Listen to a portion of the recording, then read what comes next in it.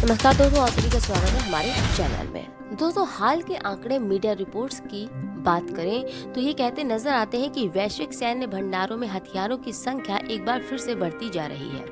दो देश जैसे रूस और अमेरिका में परमाणु शक्ति किसके पास ज्यादा है की होड़ हमेशा से ही रही है। ये कोई नई बात नहीं, चाहे आज की बात करें या आज से 40 से 50 साल पुरानी। दोनों ही देश पहले भी मजबूत थे इस मामले में और आज भी हैं।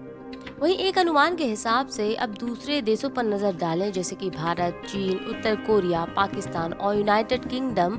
इसके अलावा बताते हैं कि रूस भी सभी अगले कुछ वर्षों में अपने इन परमाणु भंडार को बढ़ा रहे हैं। दोस्तों, एक रिपोर्ट की बात करते हैं जो स्वीडिश हथियारों की निगरानी करने वाली एक संस्था है जिसका नाम Stockholm International Peace Research Institute यानी कि सिप्री है के हिसाब से कहना है कि बीते साल के शुरुआती दौर में भारत ने अपने परमाणु हथियारों के भंडार को 156 से बढ़ाकर 160 कर दिया। वहीं फेडरेशन ऑफ अमेरिकन साइंटिस्ट्स के हिसाब से रूस परमाणु हथियारों वाले देशों की सूची में सबसे ऊपर है और उन्हें अनुमान भी दिया है कि इसके पास 5,977 हथियार है। इसमें से 1,458 सक्रिय रूप से तैनात है। अलावा 3,039 निष्क्रिय हैं, लेकिन पूरी तरह से निष्क्रिय नहीं है, सक्रिय होने के लिए भी उपलब्ध है और 1,760 रिटायर्ड है और निराकरण की प्रतीक्षा में भी है। बात करते हैं इस मामले में अमेरिका की, तो इसके पास 5,550 परमाणु हथियार हैं, जिनमें से 1,389 सक्रिय है, वहीं 2,361 निष्क्रिय, लेकिन पूरी तरह से निष्क्रिय नहीं लेकिन उपलब्ध है और 1,800 नष्ट होने की। अब बात करते हैं चाइना की। चीन को लेकर एक रिपोर्ट कहती है कि चीन आने वाले साल 2035 तक 1,500 परमाणु हथियार बनाकर तैयार कर सकता है। फेडरेशन ऑफ अमेरिकन साइंटिस्ट्स के अनुसार ये अनुमान जताया गया है कि आज दुनिया में लगभग 12,700 परमाणु हथियार हैं, जिनमें अनुमानित 5,977 हथियार अकेले रूस के पास है। इसलिए रूस आज भी महाशक्ति है, यानी परमाणु महाशक्ति देशों की सूची में सबसे आगे नाम है रूस का।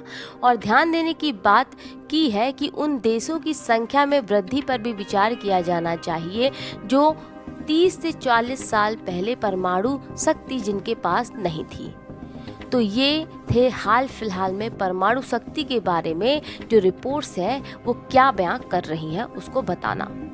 वहीं दोस्तों, द्वितीय विश्व युद्ध 1 सितंबर 1939 से 2 सितंबर 1945 तक यानी 6 साल तक चला और इस युद्ध के अंतिम चरण में जब अमेरिका यानी संयुक्त राज्य अमेरिका ने 6 अगस्त 1945 को लिटिल बॉय नाम का परमाणु बम जापान के हिरोशिमा पर और 9 अगस्त 1945 को जापान के नागासाकी पर फैट मैन नाम का दूसरा बम गिराया, जिसने भयंकर तबाही की। और आधिकारिक रिपोर्ट बताती है कि हिरोशिमा की बमबारी में 66,000 मौतें और 69,000 लोग घायल हुए। वहीं नागासाकी की बमबारी में 39,000 मौतें और 25,000 लोग घायल हुए।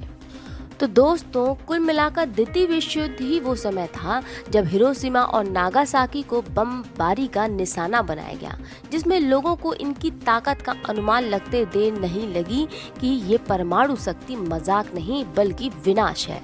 और माना जाता है यहीं से हथियारों की होड़ ने भी जन्म ले लिया, जिससे संयुक्त राज्य अमेरिका और सोवियत संघ के बीच हथियारों की दौड़ चालू की और आज भी बढ़ रही है और बढ़ती ही जा रही है।